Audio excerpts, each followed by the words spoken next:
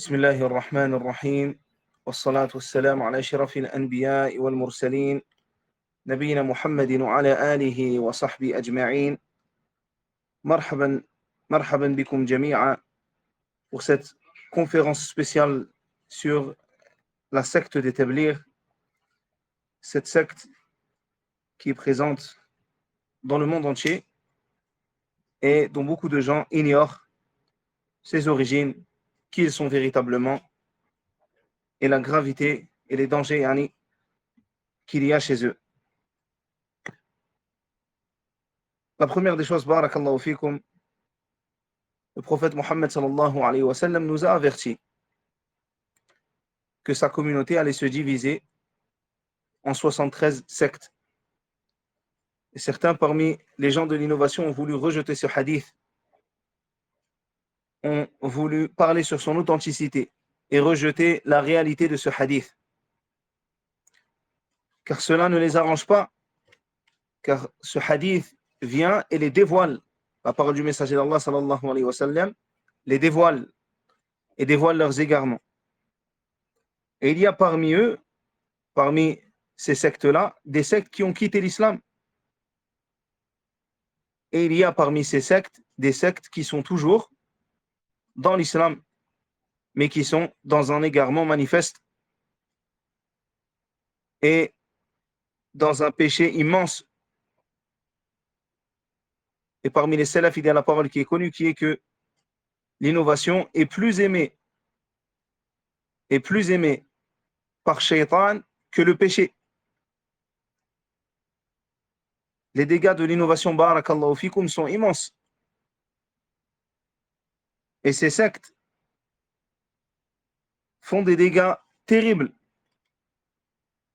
Et ont fait des dégâts terribles à travers toutes les époques. Et ces sectes-là ont un point en commun. Ce point en commun, c'est, parmi les grands points en commun, le fait qu'aucune de ces sectes ne remonte au messager d'Allah, salawatullahi wa salamuhu alayhi. Aucune de ces sectes ne remonte au messager, sallallahu alayhi wa sallam, mais ils tirent tous leur origine après la mort du messager d'Allah, sallallahu alayhi wa sallam, et pour beaucoup d'entre elles, après la mort des compagnons du messager d'Allah, sallallahu alayhi wa sallam, ou des tabi'un, etc. Et les sectes n'ont cessé d'apparaître jusqu'à notre époque. Ainsi, il y a 73 sectes de base, mais énormément d'autres sectes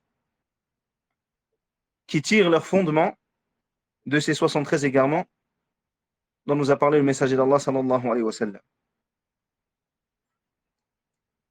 Et le messager d'Allah, sallallahu alayhi wa sallam, nous a ordonné de suivre sa sunna et de nous écarter de l'innovation. Et il nous avertit dans le hadith connu en disant فَإِنَّهُ مَنْ يَعِشْ مِنْكُمْ فَسَيَرَى اخْتِلَافًا كَثِيرًا. Celui qui vivra parmi vous verra énormément de troubles. Et il dit quoi? Comme médicament à ces troubles, à ces divergences. فَعَلَيْكُمْ بِسُنَّتِي وَسُنَّةِ الْخُلَفَاءِ الرَّاشِدِينَ الْمَهْدِيِّينَ. Il dit alors accrochez-vous, cramponnez-vous à ma sunna. Allez, suivez ma sunna, ainsi que la sunna del khulafa, des califes bien guidés. Et il dit addu alayha bin nawajid. Cramponnez-vous à elle, même s'il le faut, avec vos molaires. Wa iyyakum wa muhdathati al-umur fa inna kulla bid'atin dalalah. Et prenez garde aux affaires innovées, à ce qui est innové dans la religion d'Allah, tabaraka wa ta'ala. Car certes, toute innovation est égarement. wa'alamu, et sachez que tout égarement est au feu. Ainsi, barakallahu fikum, craignez ce feu, craignez ce châtiment d'Allah tabaraka wa ta'ala pour avoir innové. Et les innovateurs, subhanallah, sont privés parmi les châtiments, parmi ceux qui les touchent, sont privés de l'haoud, yawm al-qiyamah, sont privés du bassin le jour de la résurrection. Et le prophète sallallahu alayhi wa sallam, lorsqu'il va les voir être privés de ce bassin, va questionner à leur sujet. Et lui sera dit, tu ne sais pas ce qu'ils ont innové après toi. Ainsi, le messager d'Allah sallallahu alayhi wa sallam et les pieux prédécesseurs nous ont ordonné le fait de suivre la sunna et de nous écarter de l'innovation. Parmi eux, Abdullah ibn Mas'ud qui disait ittabi'u wa la tabtadi'u faqad kufitum. Suivez, suivez le Coran et la sunna et n'innovez pas. Cela vous suffit. Le Coran et la sunna te suffisent. Tu n'as pas besoin des innovations. Et les salafs, de manière générale, ont dit énormément de paroles à ce sujet. Parmi les paroles, an Abdullah ibn Umar, il dit kullu bid'atin dalalah. Toute innovation est égarement. Wa in ra'aha an-nas hasanah. Et même si les gens la voient comme étant bonne. Et Al-Awza'i disait isbir nafsaka ala sunnah. Reste sur la sunna du messager d'Allah sallallahu alayhi wa sallam. Fais en sorte que ton âme patiente sur cette sunna, reste dessus. Waqif haythu waqaf al-qawm. Et arrête-toi là où ils se sont arrêtés. Le prophète sallallahu alayhi wa sallam et ses compagnons. Waqul bima qalu. Et dit ce qu'ils ont dit. Wakuf amma kafu an. Et tais-toi au sujet de ce sur quoi ils se sont tus. Ne rajoute pas. Wasluk sabila salafika salih. Et emprunte le chemin de tes pieux prédécesseurs. Et Malik disait Man ibtada'a fil islami bid'atan yaraha hasana faqad za'ama anna Muhammadan khana ar-risala.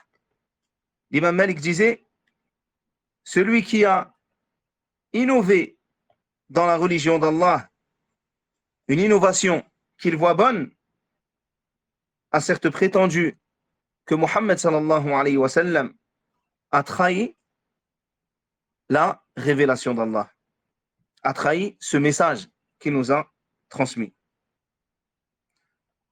Et on trouve cela dans les livres des prédécesseurs. Ainsi, à chaque fois que vous ouvrez un livre de Aqida, vous trouverez l'ordre de s'attacher à la sunna du messager d'Allah sallallahu alayhi wa sallam et l'ordre de s'éloigner de l'innovation. Et l'imam Ahmad ibn Hanbal ne dit-il pas dans son livre Usul al-sunnati indana التمسك بما كان عليه أصحاب رسول الله صلى الله عليه وسلم والاقتداء بهم وترك البدع وكل بدعة فهي ضلالة. Certes, les fondements de la sunna ou les fondements de la sunna chez nous sont التمسك بما كان عليه أصحاب رسول الله. Le fait de s'accrocher, d'être sur ce sur quoi étaient les compagnons du messager d'Allah sallallahu alayhi wa sallam. Le messager et ses compagnons. Et de les prendre comme guide. Et le fait de délaisser l'innovation. Et chaque innovation, et toute innovation est égarement. Ainsi, subhanallah, l'innovation est terrible. Par cela, tu peux être châtié dans la vie d'ici-bas et dans l'au-delà.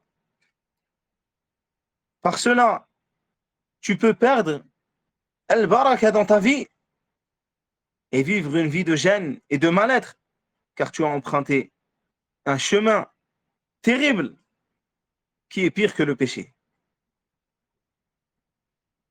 Et subhanallah, tu peux même être touché par des choses, comme on a vu là lors de la dernière conférence, lorsque je vous ai raconté sur la ruqya, l'histoire d'une femme qui faisait partie de Jama'at al-Tabligh, qui faisait partie des groupes de Tabligh. Et les djinns n'ont pas pu atteindre son mari, qui était salafi, sur la sunna du messager d'Allah sallallahu alayhi wa sallam. Et ils ont dit à son mari, à la base, nous voulions t'atteindre toi, mais nous n'avons pas pu t'atteindre. Ainsi, c'est ta femme que nous avons touchée. Et Shaitan est heureux de ces innovations, car elles sont un mal qui gangrène toutes les sociétés. L'innovation est terrible, car l'innovation est l'inverse de Ahlus Sunnati wal Jama'a, et l'inverse des gens de la Sunna et du groupe. Au contraire, l'innovation emmène vers emmène vers la division, vers l'innovation, vers l'égarement. Et l'innovation emmène vers l'égarement. Et Shaitan est heureux de cela. Parmi les histoires qui sont racontées qui sont commentées par Cheikh Rabi' al-Madkhali, حفظه الله تعالى وشفاء, en commentaire de ce qui nous a été rapporté par les plus prédécesseurs, Abu Abdillah al-Qazwini nous informe également, et nous informe en disant, Yahya ibn Abdak al-Qazwini a dit, j'ai entendu Yahya ibn Yusuf al-Zammi dire, une fois alors que je faisais une sieste dans une auberge, une créature épouvantable se présenta à moi. Je lui dis donc, qui es-tu? Il répondit, tu n'as pas peur, ya Aba Zakaria, oh Aba Zakaria, tu n'as pas peur de moi, yani, cette créature? Et je me levai alors pour lui faire face. Et il dit, je n'ai pas peur, et il se leva alors pour faire face à cette créature. Cette créature lui dit, après qu'il lui posa la question, qui es-tu? Il dit, je suis Abu Murra, c'est-à-dire Shaitan. Je lui répondis, La hayyak Allah. Il dit alors, si j'avais su que tu te trouvais dans cette maison, je n'y serais pas rentré, yani Shaitan, et je me serais installé ailleurs. C'est ici mon lieu de séjour quand je viens à Al-Khurasan. Je lui dis, d'où viens-tu? Il répondit, d'Irak. Je lui dis donc, que faisais-tu en Irak? Il répondit, j'y ai laissé un successeur, Khalifa. Je lui dis, qui est-ce? Il répondit, c'est Bishr al-Marisi. Je lui dis, et à quoi il appelle? Il répondit, au fait que le Coran est créé. Et je viens à Al-Khurasan pour y laisser également un successeur.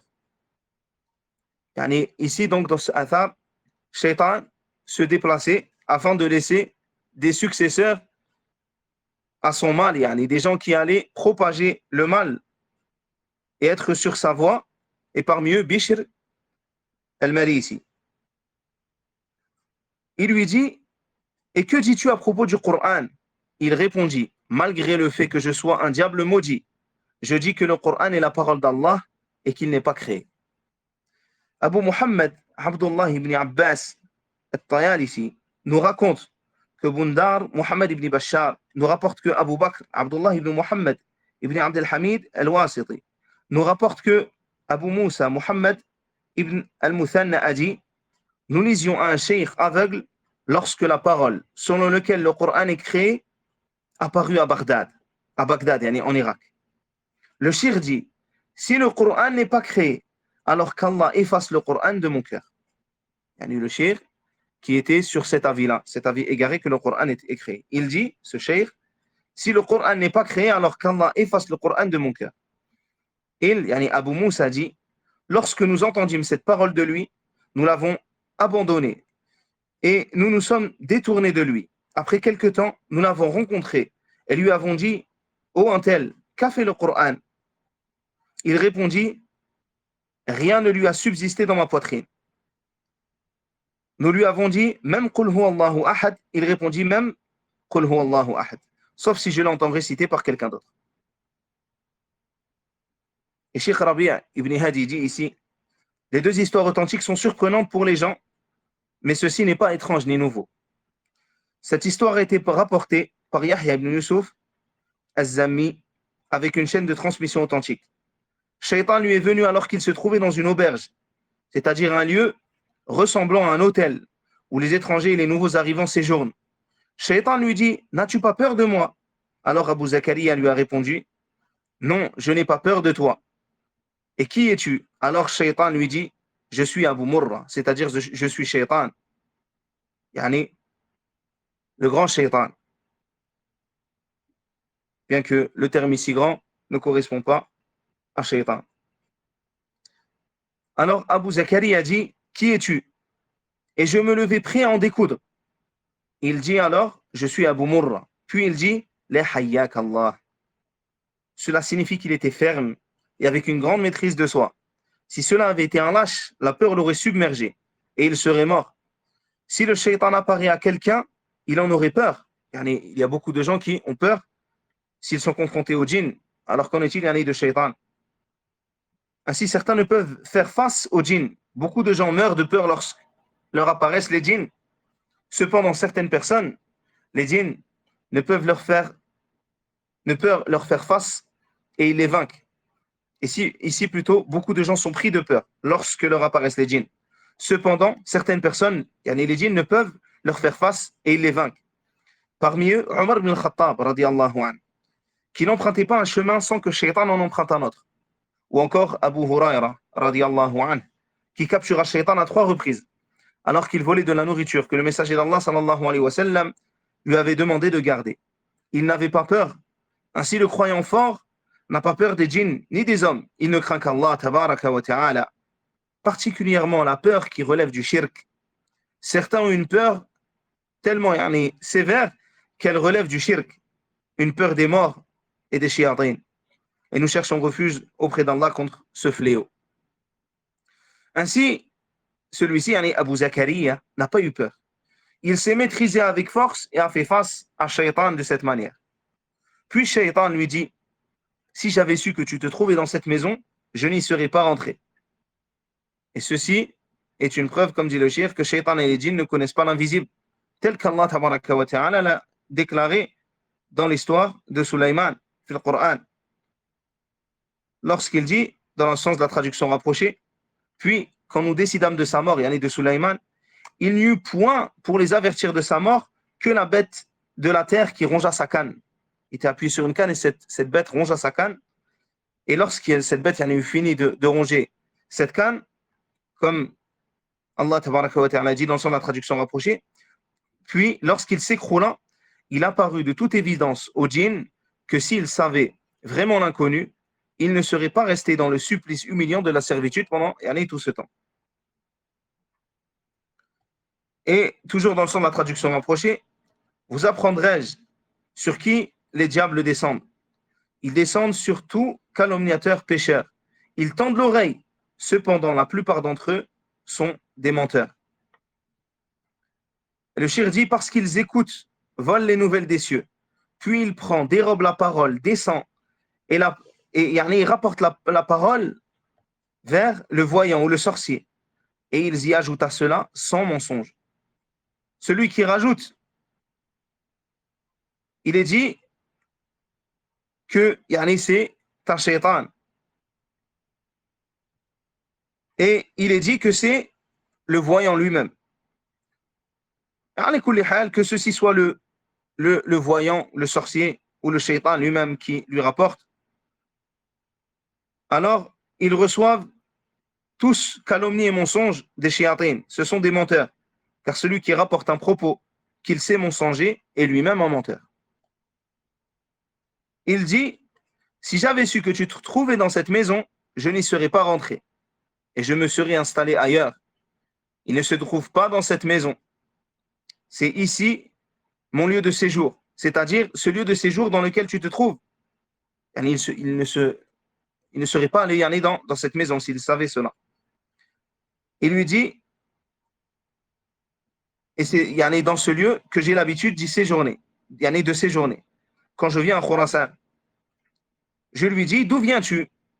Il répondit, d'Irak. J'ai dit, la fitna y est ardente. Je lui dis donc, que faisais-tu en Irak?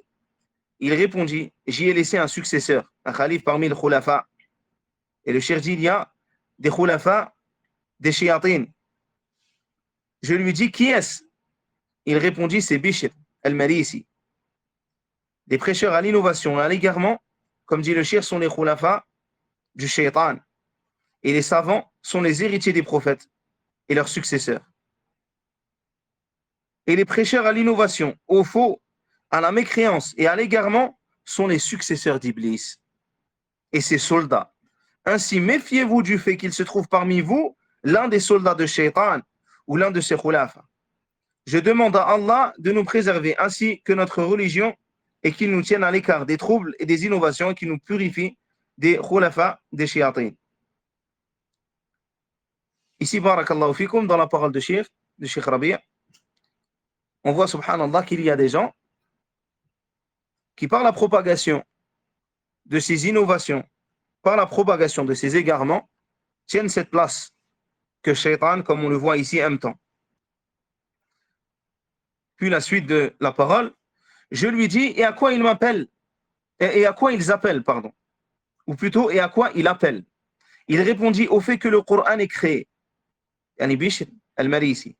Et cela, yani, seulement cette chose-là est déjà yani, une immense réussite pour Shaitan, dans ce que cela engendre comme conflit, comme trouble, comme égarement. Yani. Il y a des innovations plus grandes que cela, auxquelles appellent beaucoup de gens, et tu trouveras qu'elle en est une parmi les centaines de ces innovations. Malheureusement, ceux-ci mettent plus de force et causent plus de conflits dans ce travail que Shaitan leur a confié que Bishr al-Marisi. Ainsi, certains, subhanallah, barakallahu fikum, propagent des innovations différentes de celles de Khalq al-Qur'an, de celles de la création du Qur'an. Mais ce sont des innovations terribles. Et pour certaines, elles ne sont pas moindres. Et toujours dans la parole du Cheikh, je lui dis, un tel l'a rejoint dans cette affaire et il en a une centaine d'autres, c'est-à-dire des grandes innovations, plus grandes que celle-ci. Comment ne trembles-tu pas? Regardez, oh frère, l'aveuglement.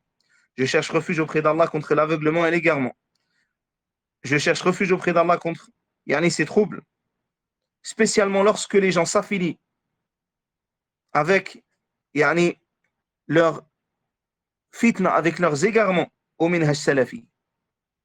La catastrophe sera beaucoup plus importante et le désastre plus grand si ceux qui soutiennent les grandes innovations se revendiquent et s'affilient du minhaj salafi. Par Allah, c'est une catastrophe pour la Ummah. Ils se sont fait du tort à eux-mêmes et à ceux qui les suivent parmi les idiots et les ignorants.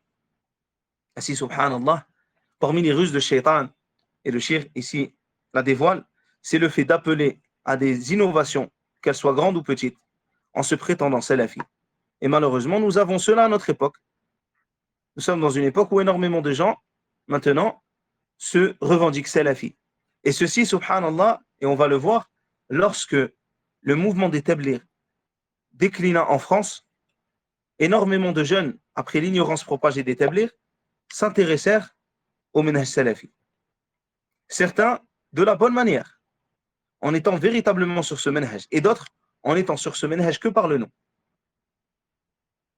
Et c'est ce qui a donné ce grand nombre de gens du Tamiyya que l'on trouve à notre époque qui se revendiquent salafi, alors qu'ils n'ont pour beaucoup de salafi que le nom. Ainsi, il ne suffit pas de se revendiquer d'être salafi pour être salafi. Et tu ne trouveras pas de salafi qui ne se revendique pas salafi. Mais par contre, tu trouveras beaucoup de gens qui se revendiquent salafi, qui ne sont pas des salafis, même s'ils le revendiquent. Le shir dit ici, toujours en commentant la parole, Shaitan dit, et je viens à Khurasan, j'ai laissé un successeur, Khalifa, parce que c'est l'Est ici, comme il est rapporté que là-bas, que de là-bas émergera la corne de Shaitan, de l'Irak et de ses alentours. De là-bas ont émergé les innovations des Rafida, les chiites qui sont en Iran à l'heure actuelle, des Khawarij, des Mu'tazila, des Jahmiya et autres qu'eux, ainsi que l'innovation selon laquelle le Coran est créé. Et pour toutes, leur corne a émergé de ce côté-là, duquel nous demandons à Allah tabaraka wa ta'ala qu'il repousse son mal de la Ummah et de l'islam. Il lui demanda jeudi, et que dis-tu à propos du Coran? Si tu fais preuve d'autant d'ardeur à ce sujet et que tu disposes d'un gérant que tu as placé, d'un homme que tu as placé afin de propager cette innovation, quelle est ton opinion à ce sujet? Sur le sujet de ce que le Coran est créé ou pas. Il répondit, malgré le fait que je sois un diable maudit, je dis que le Coran est la parole d'Allah et qu'il n'est pas créé. Shaitan se moque des gens et cause leur perte. Comme Allah tabaraka wa ta'ala dit, إنما يدعو حزبه ليكونوا من أصحاب السعير. Il ne fait qu'appeler ses partisans pour qu'ils soient des gens de la fournaise. Et billahi alaykum, vous pensez que ces gens qui sont des gourous de sectes, qui dansent avec des habits multicolores en te parlant de peuple bleu et de perles retrouvées au milieu de la nuit, pensez que ces gens-là, subhanallah, leurs têtes ne savent pas que ce sont des menteurs? Vous pensez que ces gens qui sont à la tête des grands égarements ne savent pas que ce sont des menteurs? Ils savent. Et beaucoup d'entre eux, si ce n'est la plupart, ne croient pas en ce qu'ils racontent. Ils ne croient pas en ce qu'ils racontent. Mais subhanallah, les suiveurs les suivent. Et le fait qu'ils ne croient pas en ce qu'ils racontent n'empêche pas de les rendre innovateurs ou de les rendre mécréants. Car au final, ils font exactement ce que fait Shaitan. Il connaît la vérité, mais subhanallah, appelle à autre chose. Le shir dit bien, certains prêcheurs te disent qu'ils ne croient pas en cela. Par exemple, que dit-il un tel au sujet de Wahdat al-Wujud? Et ça, on va voir, Inch'Allah, ce que c'est. Il te dit qu'il ne croit pas en cela. Pourtant, il y appelle. C'est un shaitan, c'est un shaitan. Il est plus sournois que ceux qui tombent dans son innovation. Et ceci même auprès des gourous, ce qu'ils appellent des religions, qui sont en réalité l'adoration des hommes et des fausses divinités, comme par exemple les chrétiens. Vous ne pensez que le pape ne sait pas qu'il n'est pas la parole d'Allah sur terre? Bien sûr que lui le sait.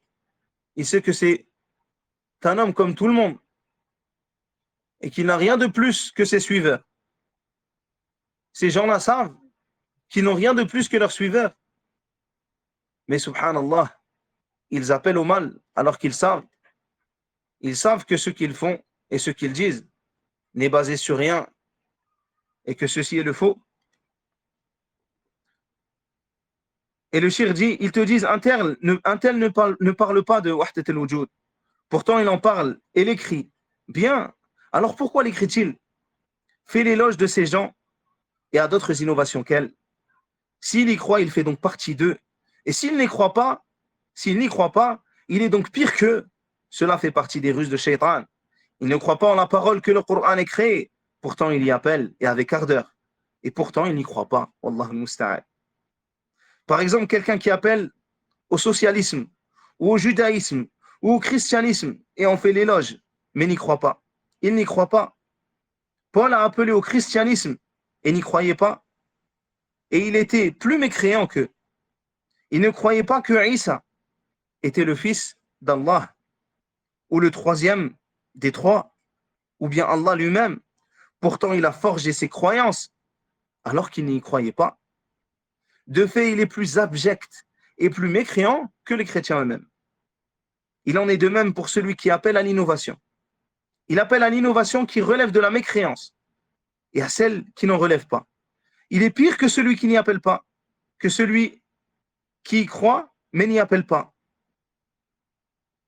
Ainsi, subhanallah, regardez la place de celui qui appelle, qu'il y croit ou qu'il n'y croit pas.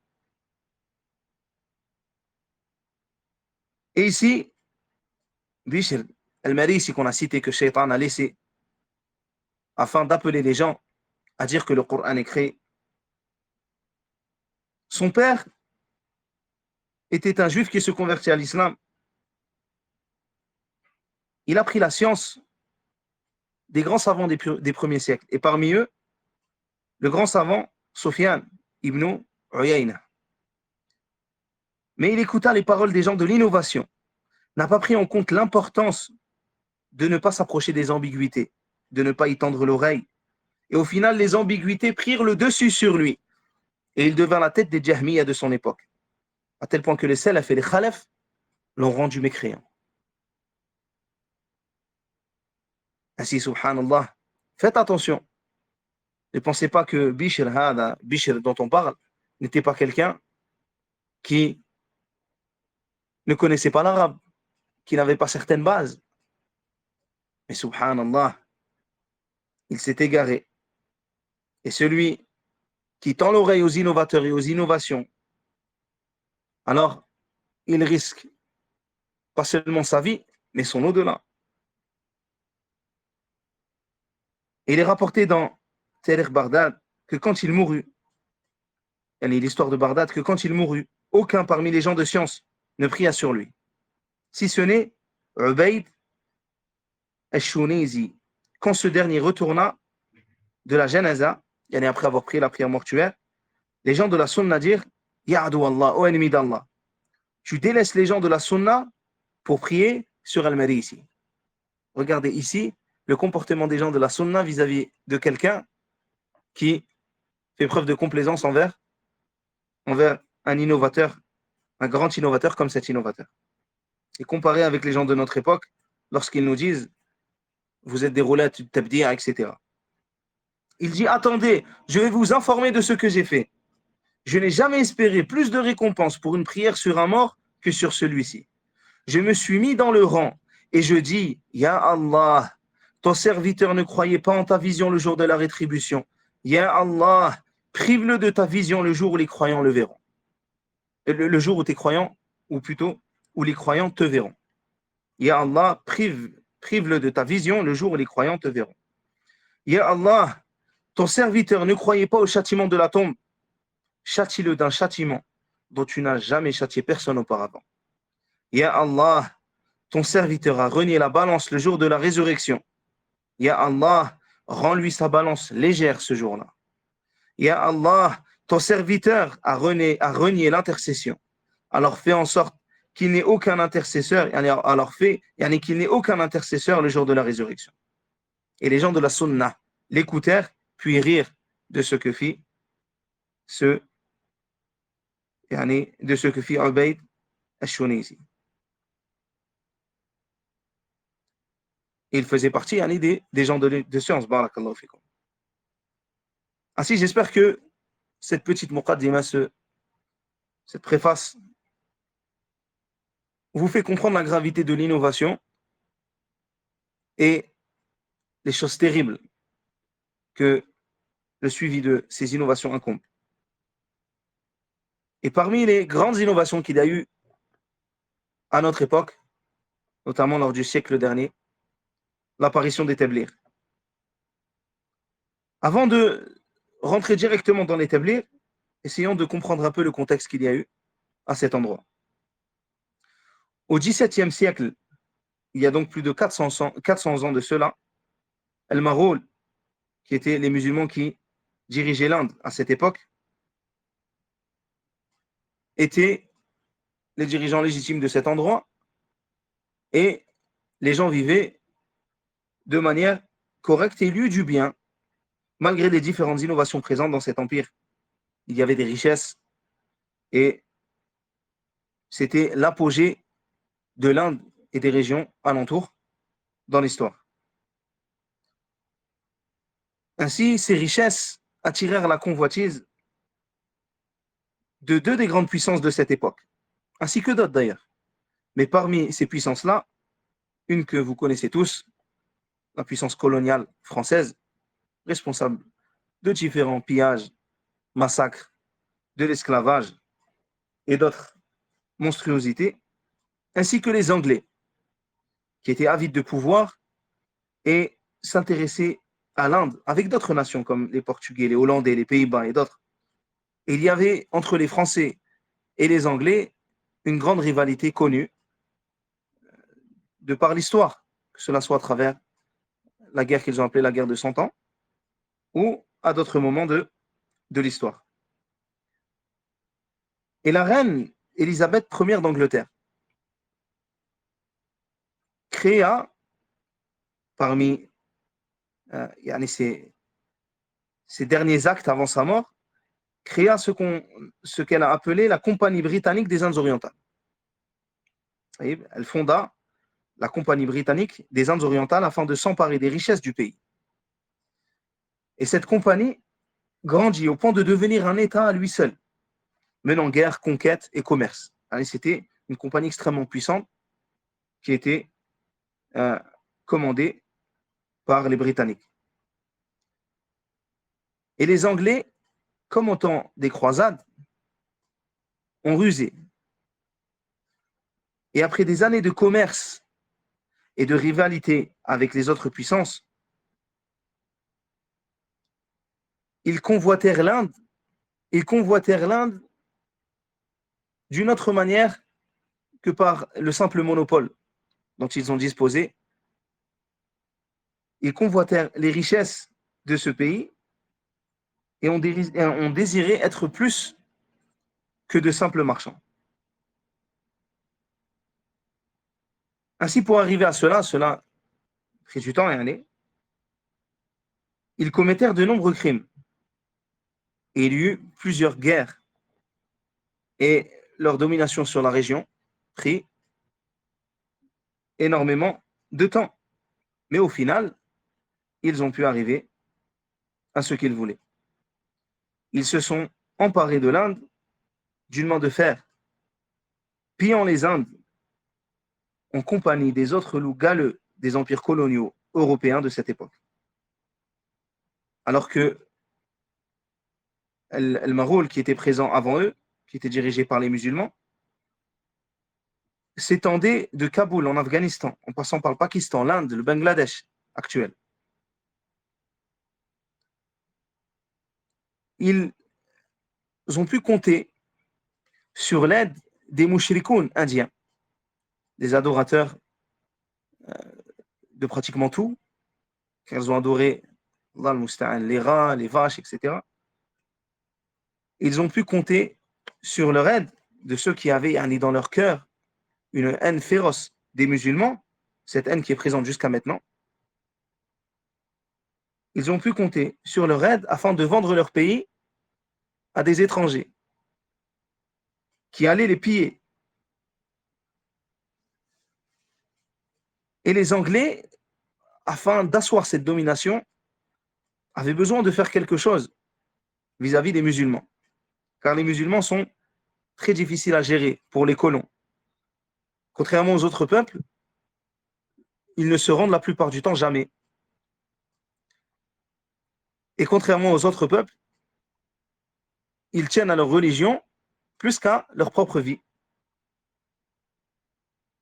Ainsi, subhanallah, parmi les moyens utilisés par les colons pour asseoir leur domination sur leur colonie, c'est le fait de rendre le peuple ignorant. Ignorant de leur aqidah, de leur bonne croyance sur laquelle ils sont unis. Ignorant de ces moyens menant vers la compréhension de cette croyance, qui sont la langue arabe, qui sont les bases de la religion. Et c'est pour cela qu'à travers toutes les époques, lorsque les colons, quels que soient les pays arrivés dans les pays musulmans, leur cible principale était les gens de science de ce pays. Les gens qui connaissaient la religion d'Allah, tabaraka wa ta'ala, parmi les gens qui étaient sur ce sur quoi était le prophète sallallahu alayhi wa sallam et ses compagnons. Ainsi, il n'est pas étonnant qu'en Algérie, par exemple, les colons faisaient la guerre à ceux qui étaient sur le manhaj salafi, qui étaient sur la salafiyya, car ils avaient peur de cela. Ils avaient peur que les musulmans soient sur ce sur quoi était le messager d'Allah sallallahu alayhi wa sallam et ses compagnons. Et il laissait vivre les récitateurs de Coran, tandis qu'il tuait al-fuqaha, ceux qui connaissaient al-aqidah, ceux qui étaient fermement ancrés sur quoi était le messager d'Allah, sallallahu alayhi wa sallam, et ses compagnons. Et à la place des gens de la sunna, il mettait en avant des innovateurs. Parmi eux, les soufis, comme ceci fut le cas en Libye par les Italiens, ou en Algérie, ou dans d'autres endroits du monde où ils étaient. Et parmi les sectes que les Britanniques fondèrent, aidèrent et propagèrent, il y a une secte qui s'appelle Al-Qadiyaniyun. Cette secte-là, fondée par Mirza Ghulam Ahmed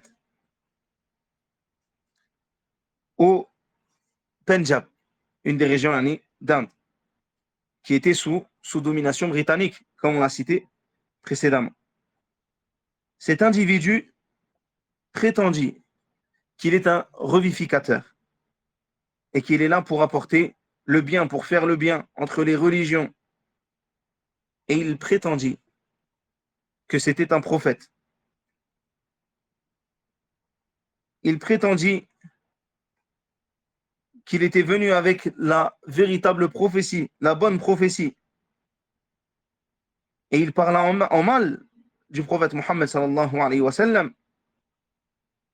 Il dit des choses terribles au sujet d'Allah tabaraka wa ta'ala, en disant qu'Allah tabaraka wa ta'ala dort, qu'Allah tabaraka wa ta'ala prie, qu'Allah tabaraka wa ta'ala se trompe, qu'Allah tabaraka wa ta'ala se réveille, etc. Et ces gens-là sont des mécréants sans aucun doute. Et leurs suiveurs, les suiveurs de cette secte, sont des mécréants sans aucun doute. Et cette secte-là avait une parole connue parmi les paroles qui étaient propagées par les Anglais, qui est que ce sont des gens qui viennent afin de revivifier, de transmettre la bonne parole, et qui ne parlent pas de politique, ils sont simplement là pour transmettre la parole du Mahdi. Et ils ont mis en avant cette secte. Et parmi les liens qu'il y a entre cette secte et la secte des Tablighs, c'est que ce sont les deux sectes qui ont été fondées par l'Empire britannique de cette époque. Ainsi, ils se sont fait aider par les colons au même titre que la secte dont je vous ai parlé précédemment, Al-Qadiyaniyun.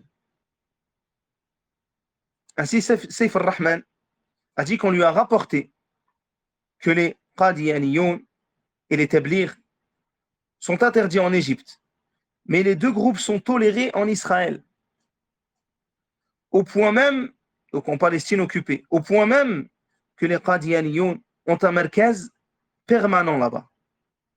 De même que les Tablighs ont des voyages presque constants en Israël. Et les Qadiyaniyun ont un centre principal dans le village de Qadian en Inde et un deuxième centre au Pakistan. Ainsi, ces gens-là ont été mis en avant et ont fondé leur secte à l'époque de la colonie britannique qu'il y avait en Inde.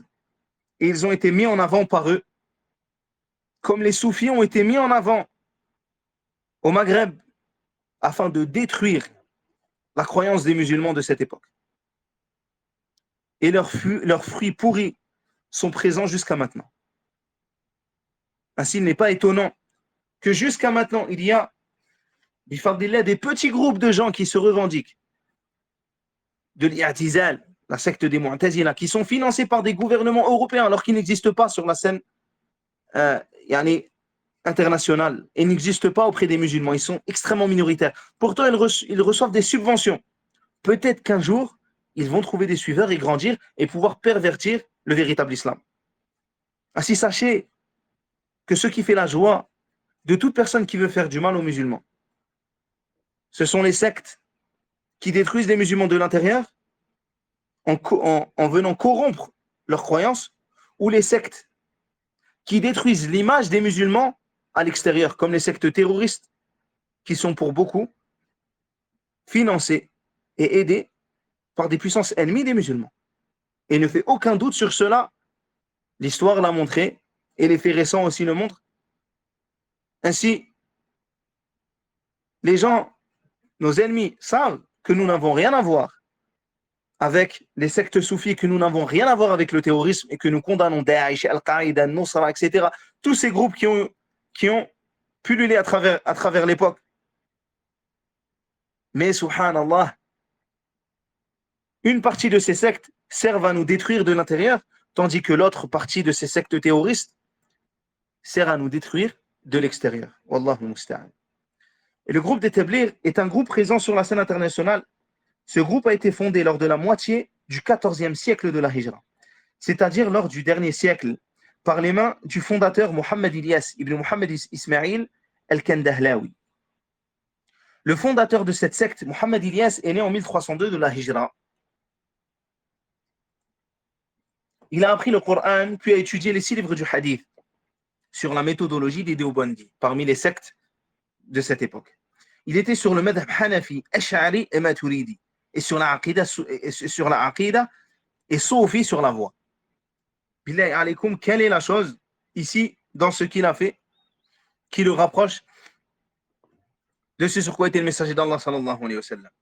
Il a étudié le Coran et les livres du Hadith qui sont une preuve contre lui. Pourquoi? Car il était sur la méthodologie des égarés, des Deobandi. Il a étudié le madhab Hanafi, alors que subhanallah c'est un Ash'ari, un Maturidi, et qu'il est Soufi. Ainsi, les sectes présentes chez les Tablighs sont au nombre de 4. Et sachez-le, ceux qui sont en France, qui propagent la da'wah des Tablighs en France, remontent à ces 4 sectes. Al-Naqshbandiyya et Al-Qadiriyya, Al-Jistiyya et Al-Shahrawardiyya. Le Cheikh Mohammed Ilyas, cité précédemment, a pris l'allégeance soufie du Cheikh Rachid Ahmed al-Kankouhi. Puis l'a renouvelé à la mort du Cheikh Rachid, du Cheikh Ahmed al-Sahar Nafouri, qui lui a donné l'ijaza de l'allégeance sur la voie soufi connue. Donc, les Tablighs sont des soufis. Et même les Tablighs que vous voyez en France qui ne connaissent rien, suivent en réalité le chemin de la voie soufi, de ces 4 tariqas, de ces 4 voies soufis qui sont connues. Ils s'asseyaient pendant la khalwa. La khalwa, c'est l'isolement. Par exemple, les Karkaris, peut-être que vous connaissez maintenant, avec leurs habits multicolores, eux se font des khalwa, comme j'avais écouté de l'un d'entre eux, se font des khalwa avec leurs chirs dans des pièces sombres, et ils rêvent de voir des perles, et qu'ils sont dans l'eau, et lorsqu'ils ouvrent les yeux, ils rencontrent le peuple bleu. Ce sont des khalwa. Le khalwa, il s'isole, tu t'isoles et tu vois des choses inimaginables. Wallahu alam, quelle quantité de drogue, Allah al-Musta'an, il faut pour arriver à ce genre de vision. Le Cheikh Mohammed Ilyas, cité précédemment, donc a pris ses allégeances soufis. Il s'asseyait pendant la khalwa près de la tombe du Cheikh, qu'ils appellent Cheikh Nour Mohammed al-Badayouni. Et lors de la Muraqaba al-Jistiyya, donc c'est un endroit, on va expliquer ce que c'est après, où il s'assoit auprès d'une tombe encore d'Abd al-Quddus al-Kankouhi. Et lui, il croyait en quoi? En la croyance de Wahdat al-Wujud. La croyance de Wahdat al-Wujud, c'est quoi? Il y a la croyance de Wahdat al-Wujud et des gens du Hulul. Taïb, Wahdat al-Wujud et des gens du Hulul. C'est une croyance égarée et hérétique qui disent qu'Allah Ta'ala fait partie de sa création et elle est présente en elle. La différence entre les deux, c'est quoi? C'est que les gens de Wahdat al-Wujud, donc ces gens-là, chez qui le fondateur des Tablighs s'asseyait, prétendent que tout est Allah. Tout ce qu'il y a autour de nous, toute la création, c'est Allah. Alors que les gens du hulul prétendent qu'Allah est partout. Et voilà vers qui cette personne s'asseyait. Et le cheikh Abu Hassan al-Nadawi voit que le cheikh Mohammed Ilyas s'est tourné vers cette voie dans la da'wah lorsqu'il fut fatigué des voies de la da'wah de manière traditionnelle pour la réforme des gens de sa contrée. Et ça, wallahi, c'est un piège de shaitan. Lorsque tu appelles Allah tabaraka wa ta'ala, tu entends des gens qui te disent il faut venir avec des choses nouvelles, des choses nouvelles, des choses nouvelles, jusqu'à ce que, subhanallah, ils te disent viens avec des innovations.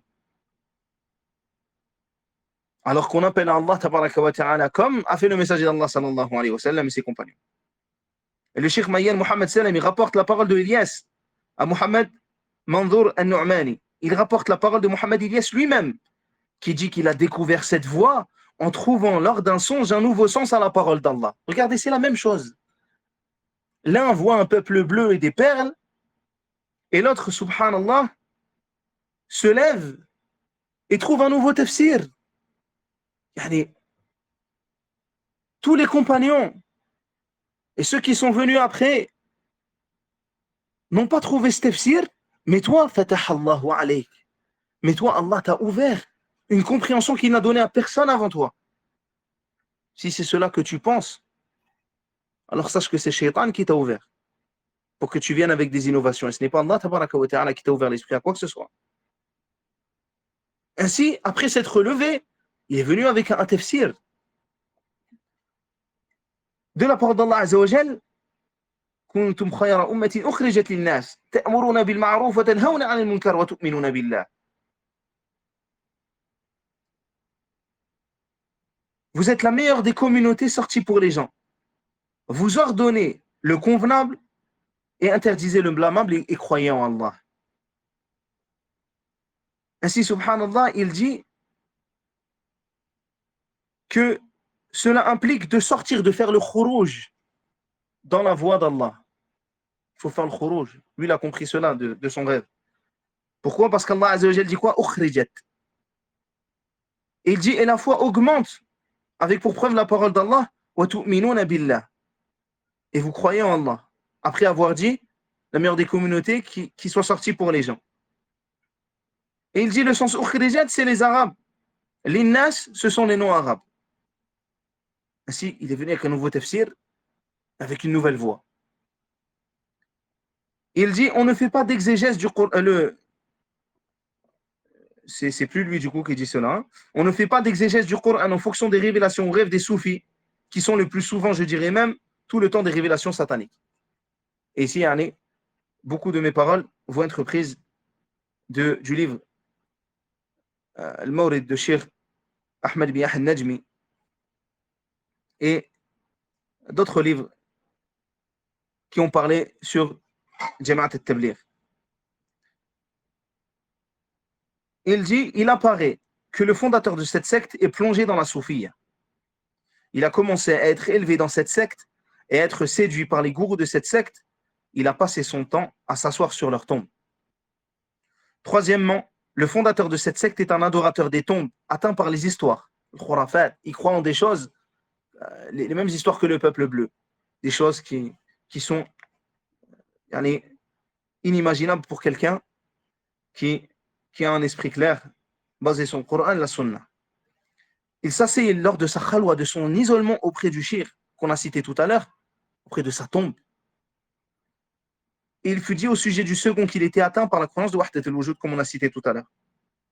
Le fait de dire que Allah est dans toute chose.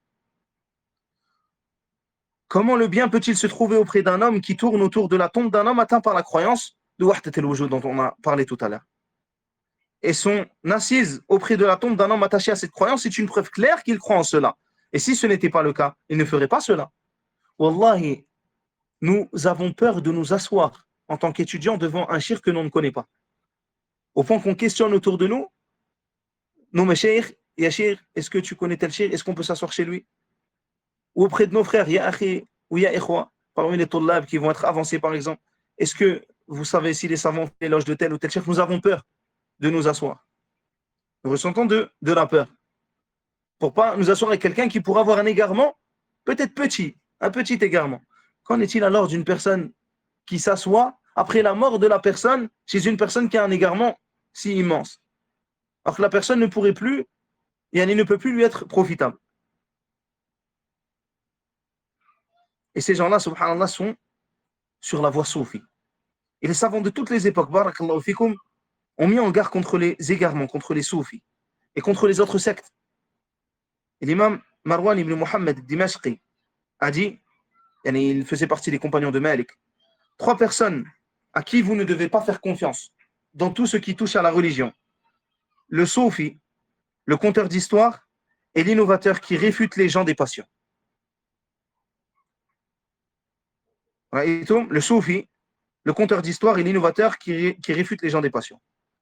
Et le cheikh Hassan al-Ghazouani, qui a fait une intervention sur cette chaîne, lorsque je l'ai vu il y a peu, nous avons parlé des conteurs d'histoire et des influenceurs de France, ou d'ailleurs, qui sont devenus, entre guillemets, les nouveaux conteurs d'histoire de notre époque.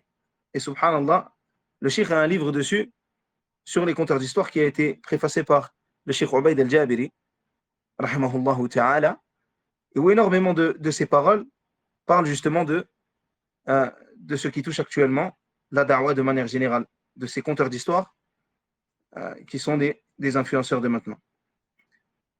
Et l'imam Shafi'i a dit, si un homme devient soufi au début du jour, il n'atteindra pas le dhahr sans que je ne le trouve stupide.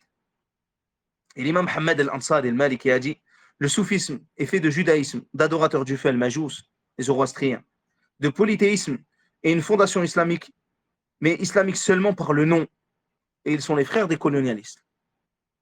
Et ils ont aidé les colons à travers toutes les époques. Ils ont aidé les colons avec leur corps, avec tout ce qu'ils pouvaient de leur être. Allahu musta'an. Et le cheikh Ahmed ibn Yahya al-Najmi, rahimahullah ta'ala, a dit, le cheikh Mahmoud Abdel Raouf al-Qasim a dit, jazahullahu khayra, l'auteur du livre Le dévoilement des soufis, pour la première fois dans l'histoire, a dit, tous les soufis, du début à la fin, si ce n'est les débutants, croient en wahdat al-wujud, en foi, en la croyance dont on a parlé tout à l'heure, le fait de dire, comme on a vu, qu'Allah tabaraka wa ta'ala est partout. Que tout est Allah. Et il dit, le cheikh Mahmoud évoque aussi les points essentiels où se regroupent les soufis. Ils ont un secret étrange. Parmi ces points-là, ils ont un secret étrange, qu'ils s'enjoignent mutuellement de taire aux étrangers. Ils ne disent pas cet étranger qu'ils ont. Ils ne disent pas aux étrangers ce secret qu'ils ont. Ils ont ce secret qui se transmettent. Et tu les vois d'ailleurs dans leurs vidéos, dans leurs audios, ils te disent, oui, nous avons pris connaissance de ce secret, ou le shir reçu ce secret du grand shir. Ce secret, c'est que c'est un kadhab. Ce secret, c'est que tu n'es qu'un mouton qui a suivi cette personne qui t'égorge chaque jour, mais que tu ne le vois pas, subhanallah. Et il dit, ce secret est du kufr et de la zandaqa. Celui qui le révèle est mis à mort, car il est un apostat à l'islam. C'est un secret, le secret du shirk. Parmi les autres paroles, il divise la société musulmane en deux. Les gens de la sharia, appelés les gens de l'apparent. Donc ça, c'est nous, c'est les gens de l'apparent, on est apparent. Des papiers, les gens de la masse. Même si c'est le plus grand savant de la terre, ce sont des gens de l'apparent pour eux. Et les gens de la vérité, al-haq, al-kashf, ils sont aussi appelés les gens de l'intérieur, al-batin. Les gens qui ressentent l'élite de l'élite, les grands. Et ce sont ceux qui connaissent, qui ont accès au secret. Ils s'enjoignent à montrer aux gens de la sharia, à chaque endroit, donc aux gens comme nous, les gens de l'apparent pour eux, à chaque endroit ou époque, ce qui leur convient comme élément de la sharia, et de cacher ce secret afin que le sang des soufis ne soit pas versé. Car si les gens savaient la croyance sur laquelle ils étaient, alors cela aurait emmené à leur perte. Ce secret n'est connu que par le ressenti que l'être humain ressent lui-même. Ils ont comparé cela au rapport charnel que ne connaît que celui qui l'a goûté. Et ce secret, pour eux, c'est comme un rapport charnel. Le secret du shir transmis à d'autres shirs. Wallahu musta'an. Qu'est-ce que c'est que ça? Ils font référence à la divinité d'Allah le plus souvent au féminin en disant des noms comme Layla ou d'autres noms. Nous rajoutons que les soufis sont connus pour avoir un gourou à qui ils prêtent allégeance, et qui doit, selon leur dire, être obéi comme un petit bébé. Ils te disent, il faut que tu sois avec le shir comme un petit bébé, à qui tu obéis, à qui tu te soumets. Et ils sont connus, les soufis, pour leurs mensonges, la trahison, la tromperie, connus pour leurs histoires fantastiques. Et les tablirs n'en démordent pas moins. Comme les histoires que je vous ai racontées, excusez-moi de rester dessus parce que ça fait partie des choses incroyables de voir que des gens suivent ces gens, comme les histoires du peuple bleu.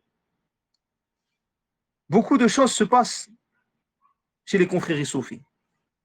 Magie, sacrifice, fornication, homosexualité, musique, drogue, inceste, etc. Et Abu al-Hassan al-Nadawi dit, et le shir dit, rapporte le shir Ahmed bin al-Najmi, quelle réforme espérée d'un homme qui a foi en Wahdat al-Wujud, en cette croyance dont on a parlé, qui monte au sujet d'Allah tabaraka wa ta'ala. Si le sens serait vraiment al-Islah, la réforme véritable, en vérité, la réforme est pour eux le fait de rentrer la masse dans la soufiyya. La croyance aux tombes, l'assise auprès d'elle et la prise en divinité des morts qui s'y trouvent. Et c'est sur ces points, sur ces égarements, qu'est la secte Tabliri à notre époque. Et les ignorants parmi eux qui ne font pas cela sont sur la voie de ceux qui ont fait cela. Et le shir dit, le Coran ne s'explique pas par les rêves et les révélations soufis qui proviennent de Shaitan. Le deuxième point, sa parole, que la da'wa n'est pas concrétisée sans sortir, qu'elle ne se concrétise pas dans un seul et même endroit, comme disent les tablirs jusqu'à notre époque. Ils disent il faut sortir pour faire da'wa. C'est une parole fausse. Car certes, la da'wa du prophète sallallahu alayhi wa sallam s'est concrétisée alors qu'il résidait à Mecca. Et la da'wa de Cheikh Mohammed ibn Abdel Wahhab s'est concrétisée alors qu'il résidait à Ad-Dir'iyya. Et la da'wa de ce cheikh qui est en train de vous parler, Cheikh Ahmed bin al-Najmi, dont les élèves et les élèves de ses élèves font la da'wa à travers le monde, la font alors que le cheikh vivait dans un village, un tout petit village. Et le cheikh dit, quiconque ouvre une école et enseigne aux gens, sa da'wa s'est concrétisée s'il est sincère. Et à conseiller, même s'il est résident, la da'wa se propage, même si celui qui appelle à cette da'wa ne réside que dans un seul et même endroit. Et la base de la da'wa, déjà, c'est de commencer par ceux qui sont autour de toi. Barakallahu fikum. Et sa parole que la foi augmente en sortant, en faisant le khuruj, l'iman, masha'Allah, l'iman augmente, yazdad. C'est une parole qui n'est pas juste comme les autres. Au contraire, la foi augmente avec l'obéissance, quelle que soit la façon. Du moment que la condition de l'acceptation de l'acte est présente, que l'acte soit uniquement pour Allah et qu'il soit sur ce sur quoi était le messager d'Allah sallallahu alayhi wa sallam et ses compagnons. Que cet acte-là soit en accord avec la sunna, avec le Coran et la sunna. Ainsi, l'iman augmente s'il y a ces conditions, car la personne est ce sur quoi le prophète sallallahu alayhi wa sallam était, lui et ses compagnons. Et Allah tabaraka wa ta'ala dit, وَيَزِيدُ اللَّهُ الَّذِينَ اهْتَدَوْا هُدًى. Et Allah augmente la foi, yani de ceux qui ont suivi, de ceux qui ont été guidés. Ainsi, la lecture du Coran avec méditation et la lecture de la sunna et l'apprentissage de la religion, les invocations légiférées, les prières surrogatoires, les aumônes, le jeûne ou autre, c'est ce qui fait augmenter la foi et non le simple fait de faire el khuruj, comme ils disent, el khuruj fi sabilillah. Sa parole au sujet du verset ta'muruna bil ma'ruf wa tanhauna 'anil munkar. Les tablirs ont totalement délaissé cela, car en toute franchise, ils n'appellent pas au bien. Ils ne le font pas et ils n'aiment pas celui qui le fait. Et s'ils appelaient au bien, barakallahu fikum, et s'ils aimaient celui qui le fait, pourquoi les tablirs, lorsqu'ils se déplacent dans leur ville, ne s'assoient-ils pas auprès des savants ou des étudiants? Wallahi, nous les voyons, les tablirs, venir propager leur ignorance et faire leurs innovations. Jamais tu ne les trouveras apprendre la religion.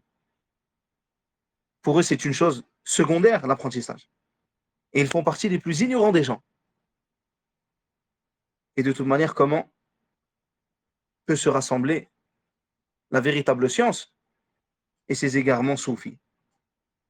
Ainsi, parmi les points communs chez les soufis et les sectes autour des soufis comme ces sectes-là, c'est quoi? El-jahl, l'ignorance.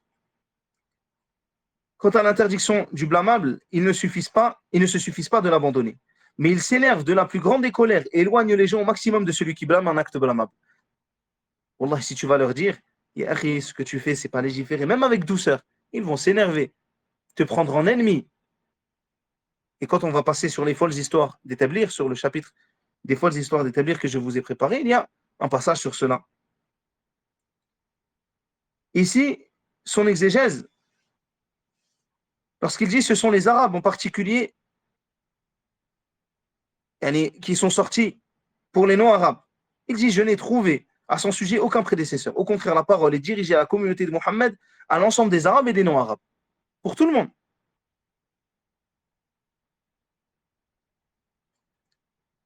Encore, il y a un autre point, on comprend de manière apparente de sa parole que les Arabes n'ont pas besoin de rappel. Car Allah a dit à son prophète à leur sujet, فَذَكِّرْ إِنَّمَا أَنْتَ مُذَكِّرْ. Et donc c'est une parole fausse. Rappel. Car certes, tu es un rappeleur. Et si donc c'est cela qu'il voulait dire, alors c'est une parole fausse, comme on vient de citer ici. Et le prophète sallallahu alayhi wa sallam a dit لا تقوم الساعة حتى تضطرب أليات نساء دوس حول ذي الخلاصة. L'heure ne se lèvera pas avant que les femmes de Daous ne secouent leur derrière autour de Dhal Khalasa, une fausse divinité. Ils retourneront dans l'adoration d'autre qu'Allah tabaraka wa ta'ala dans la péninsule arabique. Ainsi, subhanallah, la da'wa est pour les Arabes et pour les non-Arabes. Et ce que prétend cette personne, c'est une chose fausse. Ainsi, on voit que ce sont des soufis, que leur secte est basée sur un rêve. Et maintenant, voyons leur méthodologie. On ne connaît pas au sujet de ce groupe une feuille de route spécifique au sujet de son minhaj. Elle n'utilise pas des moyens modernes de gestion pour gérer ses affaires. La préparation, la mise en œuvre et la manière se concluent chez eux d'une manière simple, sans avoir besoin de connaissances importées dans le monde. Des choses simples. C'est-à-dire, c'est par ces choses-là qu'ils attirent parfois les gens. Ils ont regardé, ils font des choses simples. Au point de rentrer dans le risible. Je me rappelle qu'un groupe de tablir, subhanallah, que j'ai connu, a voulu faire da'wah dans une ville, située très loin, sous une chaleur d'été. Et subhanallah, ils ont dit on ne prend pas la voiture pour souffrir comme a souffert le messager d'Allah sallallahu alayhi wa sallam dans cette da'wah. Ainsi, ils ont marché. Ils étaient fatigués. Lorsqu'ils sont arrivés là-bas, ils n'ont pas pu faire da'wah.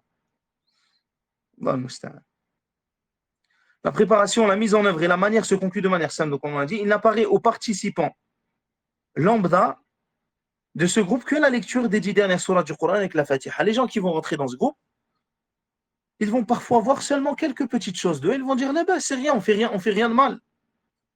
On lit les 10 dernières sourates du Coran. Ils vont me te dire, regarde, le Cheikh Ibn Baz, dans son livre, pour l'ensemble de la communauté, de Durus al-Muhimma, les leçons importantes pour l'ensemble de la communauté, lui aussi, a préconisé les petites sourates. On fait pareil, ils vont te dire cela. Avec le Coran, avec le Fatiha, on lit Riyad al-Salihin, on lit Hayat al-Sahaba, on lit Tablighi Nisab, on lit ces livres-là, il n'y a pas de mal. Alors que, subhanallah, ils lisent les dernières sourates du Coran sans se concentrer sur l'essence, ni même sur la bonne façon de réciter. Ils lisent Riyad al-Salihin afin de plaire aux Arabes dans leur transmission de leur secte, sans lire les savants qui ont expliqué Riyad al-Salihin sur le manhaj des gens de la Sunna et du groupe. Ils lisent le livre Hayat al-Sahaba, la vie des compagnons, qui sont des histoires des compagnons dont la plupart ne sont pas authentiques. Ces deux derniers livres, ce livre-là et le livre Tabligh al-Nisab, sont la plupart du temps, le livret de Salihin et Hayat al-Sahaba sont la plupart du temps, comme je vous l'ai dit, désignés pour les Arabes. Quant au livre Tabligh al-Nisab de Mohammed Zakaria, c'était un soufi de Ubandi. Ce livre est destiné pour les non-arabes.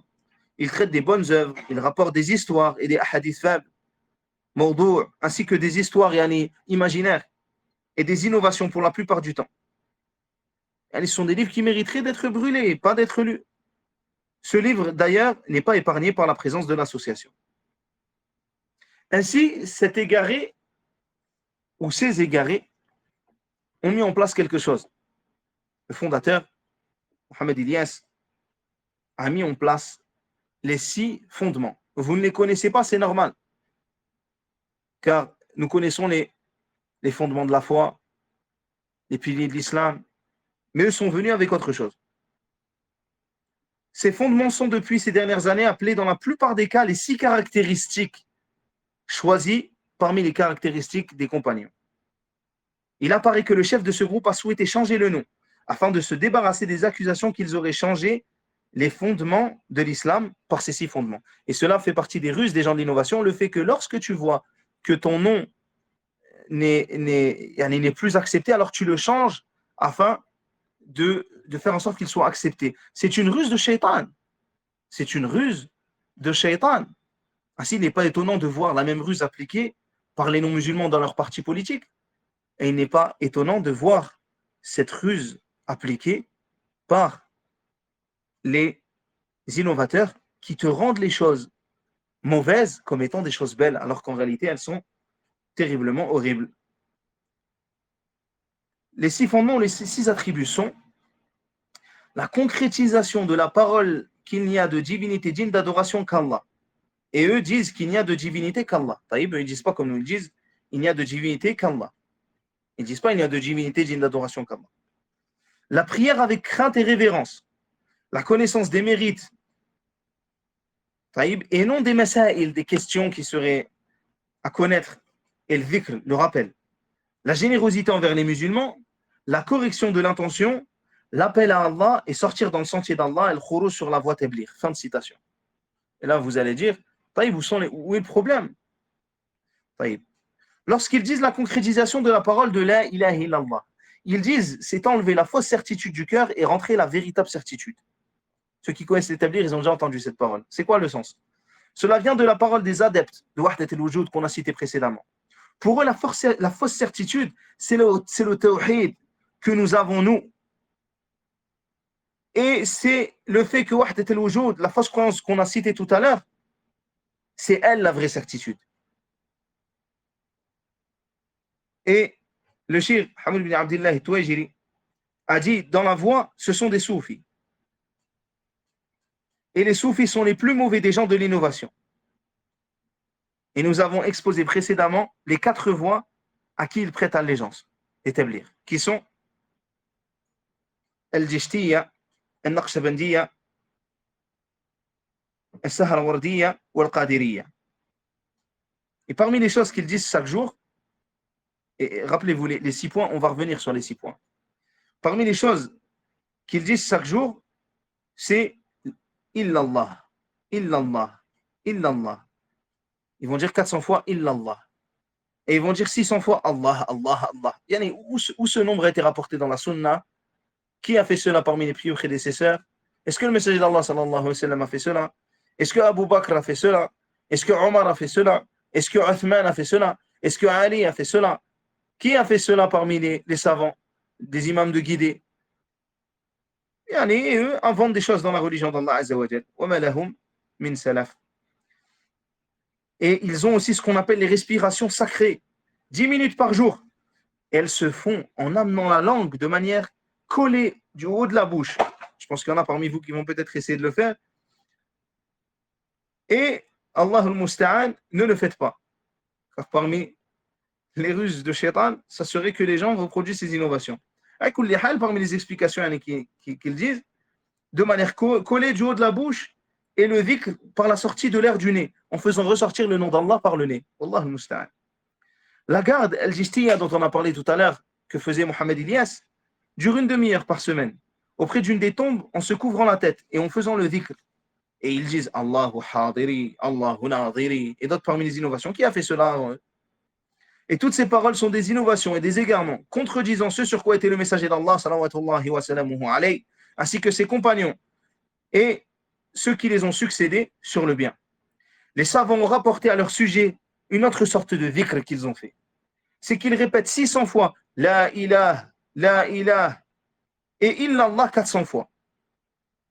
Et un autre a rapporté d'un grand nombre qu'ils ont entendu un groupe de Tabligh d'Inde, alors qu'ils se trouvaient à Mecca, dans une maison de la rue Al-Mansour. Et ils répétaient, la ilaha, il n'y a pas de divinité, il n'y a pas de divinité, il n'y a pas de divinité. Environ 600 fois.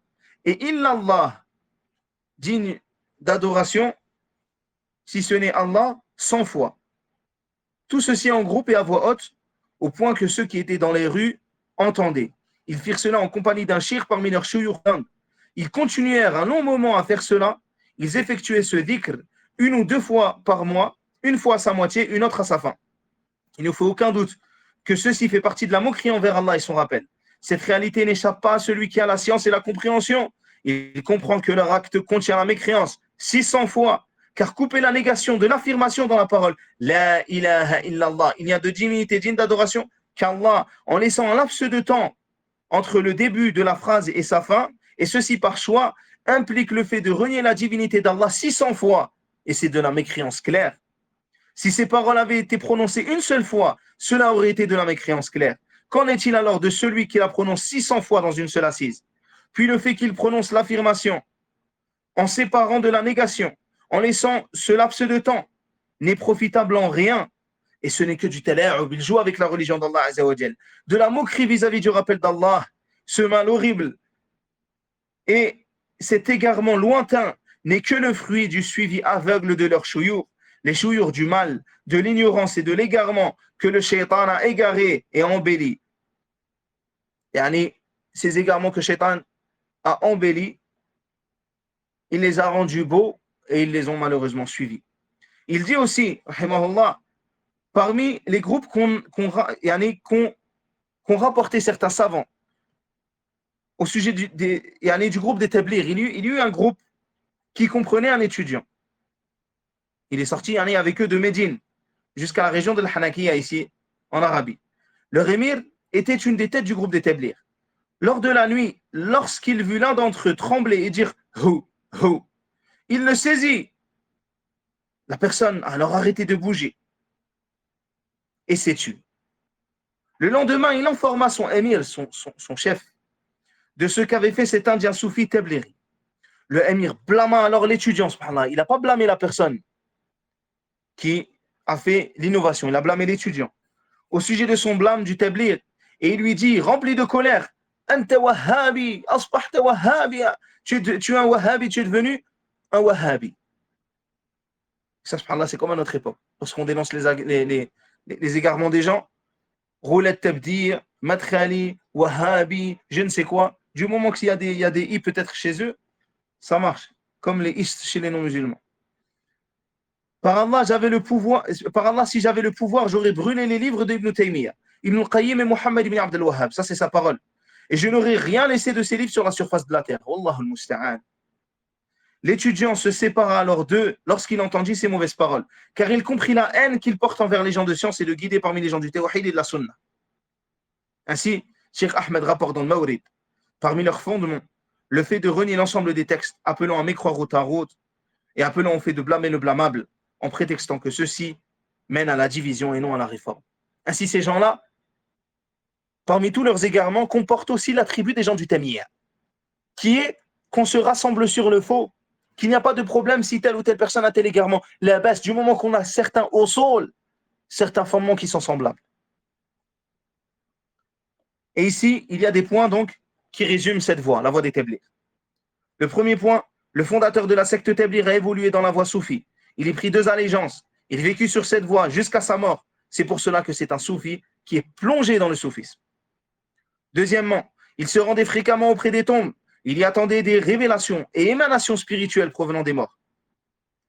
Troisième point, il effectua la muraqaba al-jishtiya que je vous ai parlé tout à l'heure auprès de la tombe de Abdel Quddus al-Kankouhi, celui-là même qui avait fait Wahdat al-Wujud dont on a parlé, la fausse croyance, qui dit qu'Allah tabaraka wa ta'ala est partout. La muraqaba al-jishtiya, c'est qu'il s'assoit auprès d'une tombe une demi-heure de chaque semaine, en se couvrant la tête et en faisant des invocations spécifiques. Allahu hadiri, Allahu nadiri. Si cet acte est fait pour Allah, alors c'est une innovation. Et si c'est fait par révérence envers la personne morte dans cette tombe, alors c'est de l'association. Regardez, il est entre deux mâles. Et c'est le deuxième cas qui apparaît. Car si ceci était pour Allah, il l'aurait fait dans la mosquée et n'aurait pas pris la peine de s'asseoir auprès d'une tombe. À partir du moment où il s'assoit auprès de la tombe en faisant cette révérence, ceci est une preuve qu'il a comme intention la révérence envers la personne enterrée dans cette tombe. Cinquième point, le fondateur de cette secte ainsi que ses suiveurs sont des soufis dans la voie. Et les tablirs sont sur 4 sectes: Al-Jishtiya, Al-Naqshbandiyya, Al-Sahrawardiya, Al-Qadiriyya. L'assise du fondateur de cette secte auprès de la tombe d'une personne, l'assise du fondateur de cette secte auprès de la tombe d'une personne qui croit en la croyance de Wahdat al-Wujud prouve qu'il a lui-même foi en cela. Et s'il ne croyait pas en cela, il ne se serait pas assis auprès de la tombe d'un homme qui a foi en cette croyance, empli de révérence, qu'Allah nous préserve de ce dont il l'a éprouvé. Septième point, le fondateur de cette secte est un soufi, Quburi. C'est une personne qui est sur la voie des soufis et qui est sur la voie des adorateurs de tombes et des histoires fantastiques. Huitième point, la mosquée dont est partie leur da'wa comprend 4 tombes. Et le prophète sallallahu alayhi wa sallam a dit, dans le hadith qui est rapporté dans les 2 authentiques, parmi les pires de la création, ceux qui prennent les tombes comme mosquées, alors ne prenez pas des tombes comme mosquées, car je vous ai certes interdit cela. Neuvième point, le fondateur de cette secte croit aux révélations soufis, al-kashf, comme cela est apparu de sa parole au sujet de l'exégèse du verset « Vous êtes la meilleure des communautés sorties pour les gens ». Il fit l'exégèse de cela par al-kashf soufi, par la révélation soufi lors de son rêve.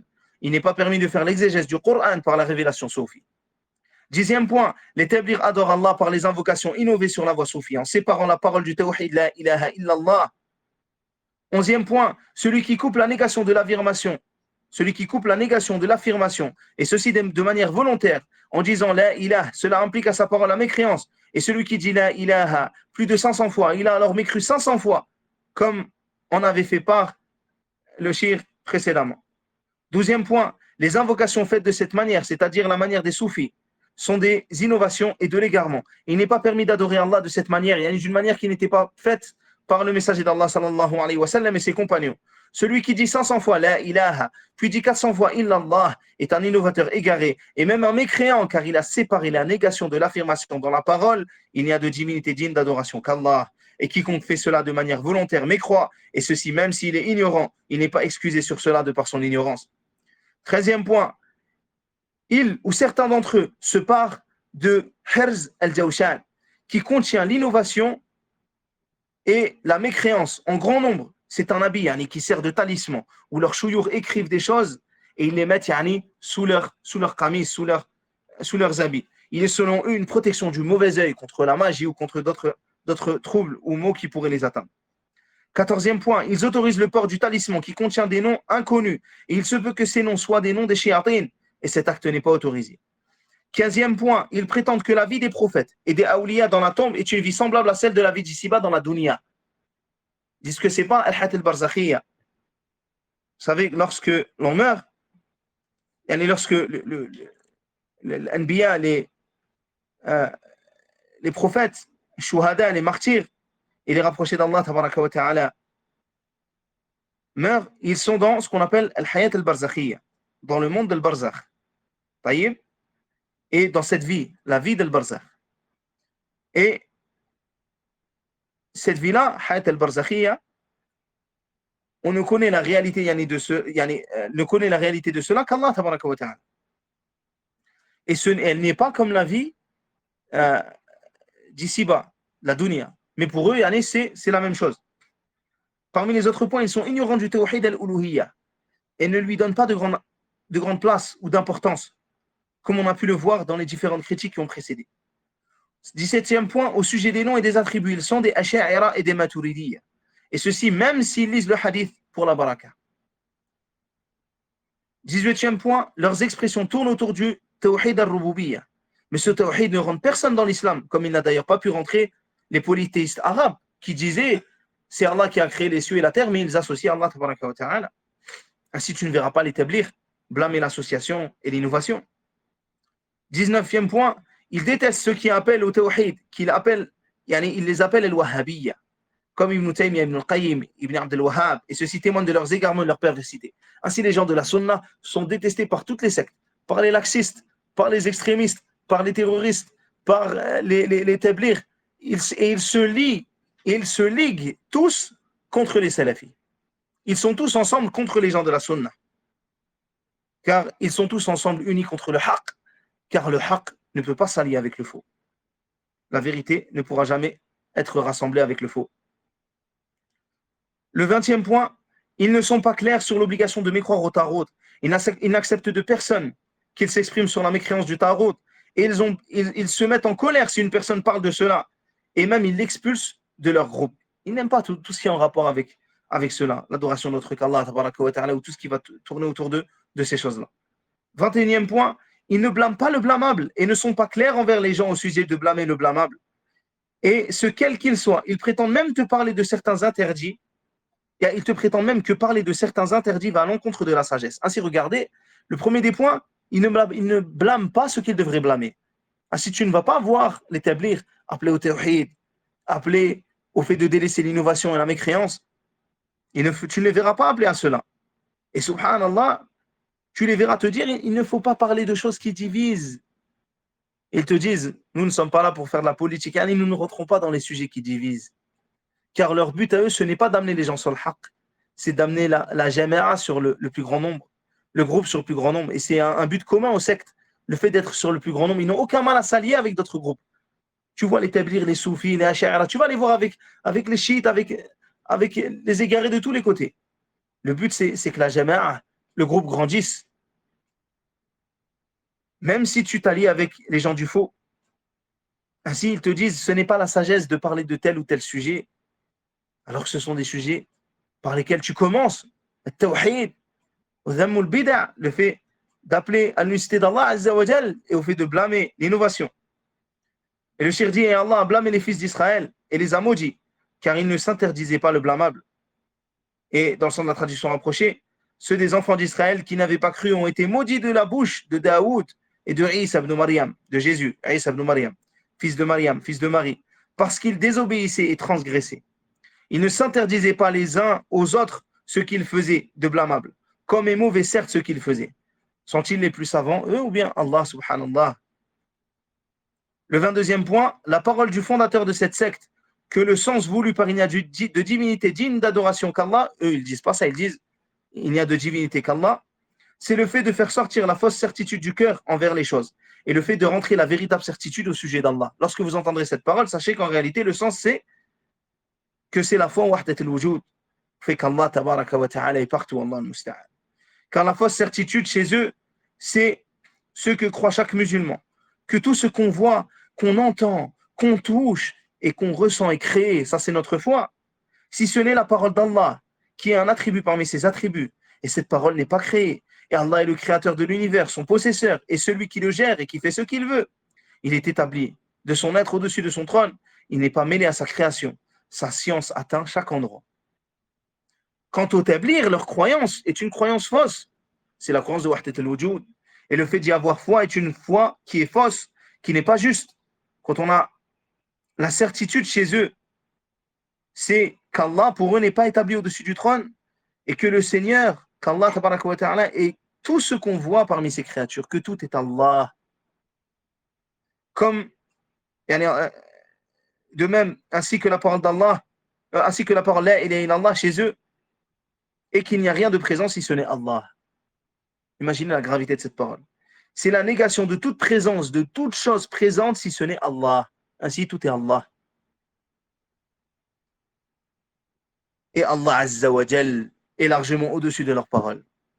Le 23e point, leur croyance aux manamat, aux hikayat, aux khurafat, leur croyance aux révélations lors de la nuit, aux révélations soufis, lors de leur recueillement auprès des tombes ou lors de leur etc. parmi les choses qui pourraient, subhanallah, leur être révélées. Ces gens-là ont cette croyance, le fait de croire en ces choses fantastiques. Et parmi ces croyances-là, et écoutez, parmi l'histoire d'établir, un tel est sorti, et c'est une histoire agible, et c'est pas la pire. Un tel est sorti et a laissé sa famille. Il a alors fermé à clé. Il a laissé sa famille enfermée à clé. Déjà, là, il y a un problème. Tu pars en khuruj et tu enfermes ta famille à clé. Déjà, cela montre, déjà de base, d'un problème psychologique chez la personne qui raconte cette histoire, chez la personne, subhanallah, qui écoute cette histoire et qui n'éprouve aucune gêne devant cette personne qui te dit que c'est une bonne histoire. Allah al-Musta'an. Un tel est sorti, a laissé sa famille, il les a enfermés à clé. Puis il est resté loin d'eux pendant 4 mois, donc il les a laissés mourir. Lorsqu'il revint auprès de sa famille, il les a trouvés dans la meilleure des situations. Lorsqu'il les questionna, ils répondirent: une vieille personne venait nous voir et nous servait. Et subhanallah, le cheikh dit: j'ai entendu cette histoire de certains d'entre eux de mes propres oreilles. Ils prétendaient que ceux-ci faisaient partie des miracles accordés aux rapprochés d'Allah qui prouvent que leurs œuvres sont agréées par Allah. Donc en plus de ça, l'homme revient et ne se pose pas de questions sur le fait qu'une personne qu'il ne connaît pas rentre chez lui. Allah al-Musta'an. Et ceci, c'est les histoires d'établir. De manière générale, les gens de l'innovation ont beaucoup d'histoires. Ils ont des histoires fantastiques. Parmi les histoires fantastiques, qui sortent un peu du cadre soufi, mais comme on a parlé de Cheikh Rabia, c'est bien d'en parler. C'est un professeur ici qui un jour, et je n'ai pas eu le choix d'écouter cette partie-là de ce professeur, un jour a dit, un de mes élèves est venu et a refusé de serrer la main à un autre. Il a dit: je ne te serre pas la main car tu n'es pas un salafi, car tu n'es pas parti serrer la main à Cheikh Rabia. Il n'a pas dit Cheikh Rabia, parce qu'il sait que ça peut lui causer des problèmes au niveau du gouvernement. Car, subhanallah, tu n'es pas parti serrer la main à tel shir qui vient à Médine. Et après cela, il a arrêté de lui parler et le considérer comme un innovateur. Tout ça parce qu'il ne lui a pas serré la main. Regardez l'histoire qu'ils ont racontée. Cette histoire-là, parmi les preuves qu'elle témoigne du mensonge et des histoires inventées, le fait que ce professeur a dit: c'est mon élève à qui c'est arrivé. Et qu'on entend à chaque fois des personnes qui disent: c'est un tel, c'est moi qui ai vécu ça, et moi j'ai vécu ça, etc. Tellement elle a raconté de personnes différentes, et ils ont tous vécu la chose, que ça en devient impossible. Ça en devient impossible, ça devient de la folie. Mais ils n'ont trouvé que ça pour parler sur Cheikh Rabia. Ou ils n'ont trouvé que ça pour parler sur tel ou tel shir parmi nos mashayikh. Ainsi, ils utilisent cela en disant que les gens font preuve de folie au point de considérer quelqu'un de pas salafi parce qu'il ne serre pas la main à un shir. Allah al-Musta'an. Allah al-Musta'an. Ainsi, les gens de l'innovation ont beaucoup d'histoires comme ça. Beaucoup d'histoires. Et on va en voir, et vous allez voir. Elles sont toutes plus ridicules les unes que les autres. Allah al-Musta'an.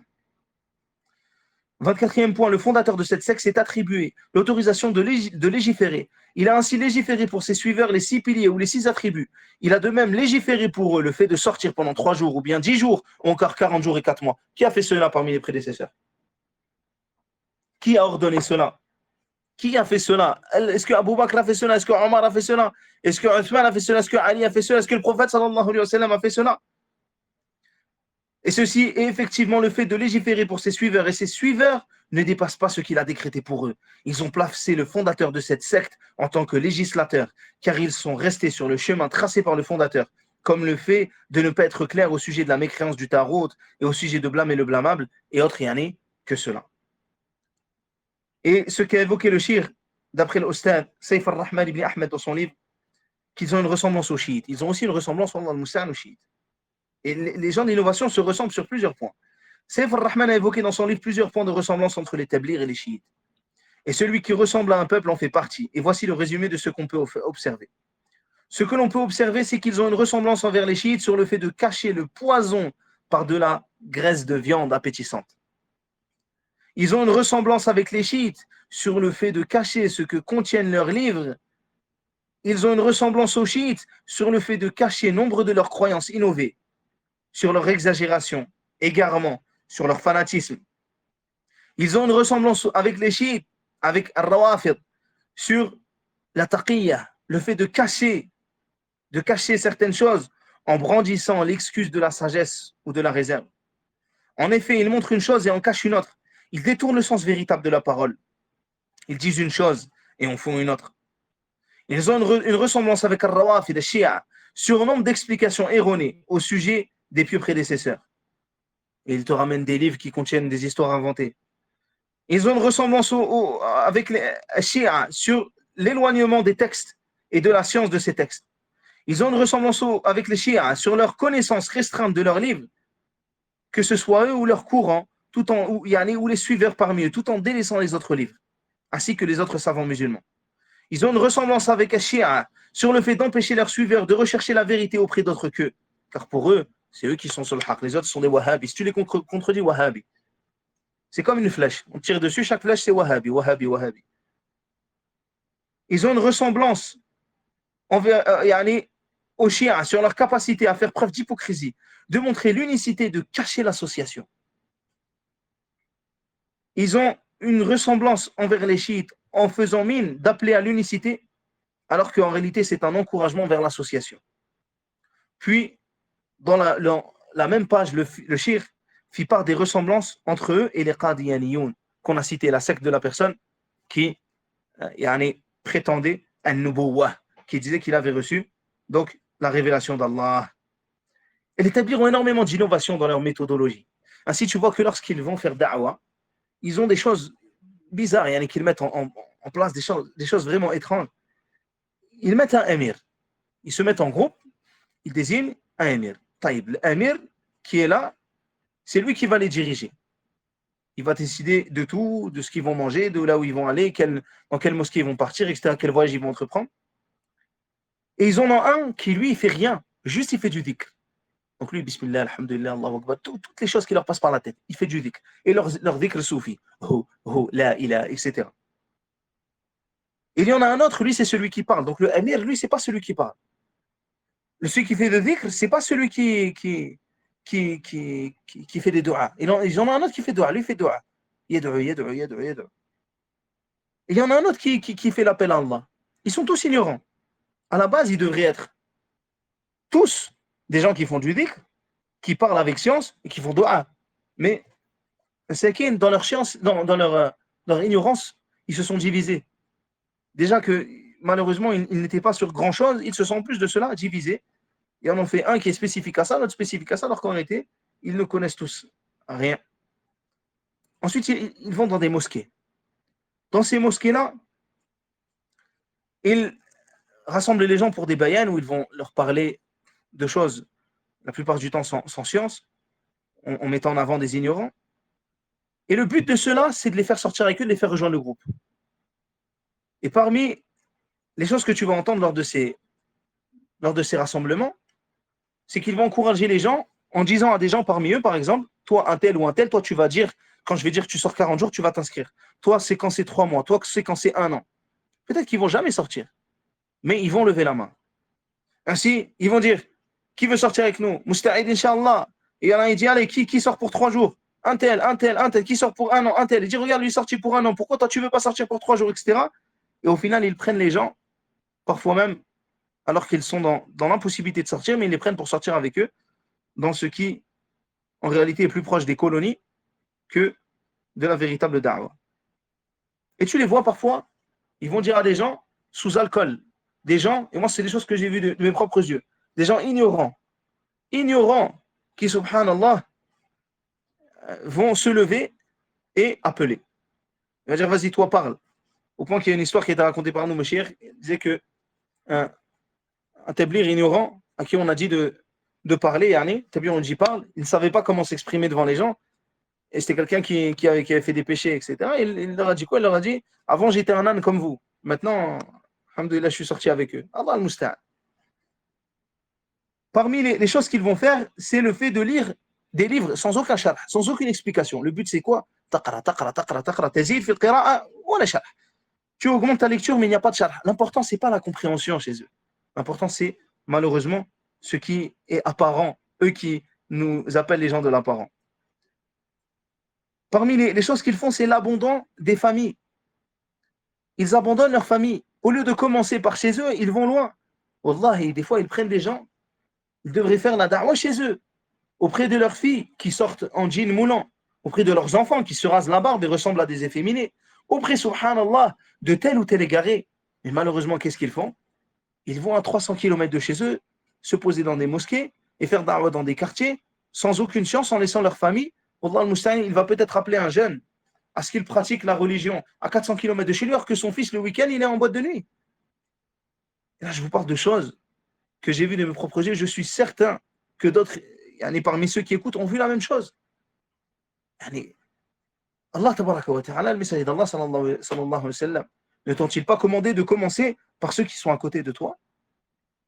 Que vas-tu apporter aux gens alors que ta barque à toi est déjà en train de couler.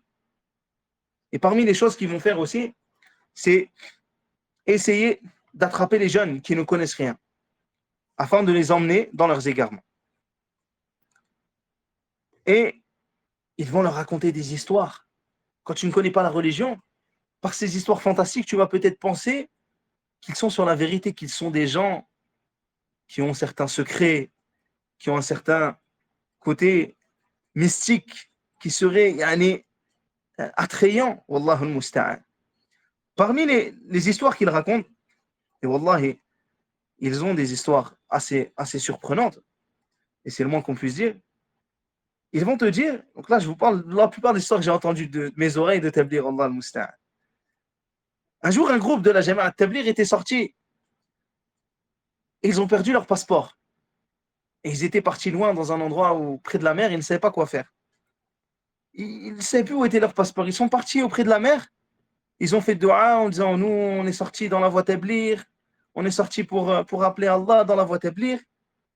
Et du coup, il y a des dauphins qui sont venus, et Allah al-Musta'an, le dauphin a ouvert la bouche et il a sorti les passeports. Allah al-Musta'an. J'espère que c'était un passeport, en tout cas, oui, il a pu voyager avec. Allah al-Musta'an. Ou bien ils vont dire, un jour, alors que nous étions avec la Jama'a d'établir, avec le groupe d'établir, Masha'Allah, nous avons fait da'wah dans une jungle. Et nous sommes arrivés là-bas, nous avons été attaqués par un groupe de singes. Et les singes étaient là, ils allaient nous faire du mal. On a fait dua. Et on disait, on est sorti dans Tablir, le Khuruj fi Sabilillah, tout ça, on a fait dua. Et là, quand on a ouvert les yeux, on a vu que les singes faisaient dua avec nous. Allah al-Musta'an. Ou parmi, Allah al-Musta'an. Parmi les histoires encore qu'il raconte, euh, un homme était avec sa femme, et subhanallah, ils aimaient beaucoup le Coran. Ainsi, subhanallah, ils se sont allongés, et ils n'avaient pas, c'était des gens pauvres, ils n'avaient pas d'endroit où mettre le Coran. Et du coup, ils ont fait quoi? Ils ont mis le Coran sur leur poitrine. Et c'était des gens qui sortaient, fils Abillah. Et lorsqu'ils se sont réveillés, ils connaissaient le Coran par cœur, et pour remercier Allah, ils sont sortis dans le Musta'an. Parmi les histoires encore qu'ils racontent, un jour on était avec le groupe des Tablir, ils disent comme ça, on était avec Jama'a Tablir, on voulait des frites. Et on disait, Ya Allah, donne-nous des frites, Ya Allah, donne-nous. Là-bas, il n'y a pas de mal, tu demandes à Allah ce que tu veux. Hein. Je ne dis pas qu'on ne peut pas demander à Allah des frites, mais Ya Allah, donne-nous des frites. On est sorti, fi sabilillah, fi khuruj, fi sabilillah. Et là, il y a un homme qui est rentré avec une passoire. Il a dit, tenez mes frères, des frites. Regardez ce qu'Allah donne dans le khuruj, fi sabilillah. En gros, regardez ce qu'Allah donne dans l'innovation, des frites. On était avec Jama'a Tablir, on était sortis pendant 4 mois. Les cheveux, ils ont poussé. On voulait un coiffeur. On était dans le khuruj, fi sabilillah. On a dit, Allah, nahnu fi khuruj. Et là, il y a un homme, il est rentré, il a dit, je vais vous coiffer les cheveux à tous. Allahu Akbar. C'est la preuve que les Tablirs sont sur le haqq. Allah al-Musta'an. Ou bien, parmi les histoires aussi qui ont été rapportées cette fois-ci par certains de mes chers, un homme, subhanallah, qui est à côté d'un de mes chers et qui a commencé à convulser. Un vieil homme commence à convulser. L'homme il était malade, mesquin. Et là, il y a un homme, il est venu, il a dit, subhanallah, il est parti, ça y est. Il est parti auprès d'Allah, il va revenir avec des secrets. Allah al-Musta'an. Ou bien, parmi les autres choses qui sont arrivées avec les Tablirs,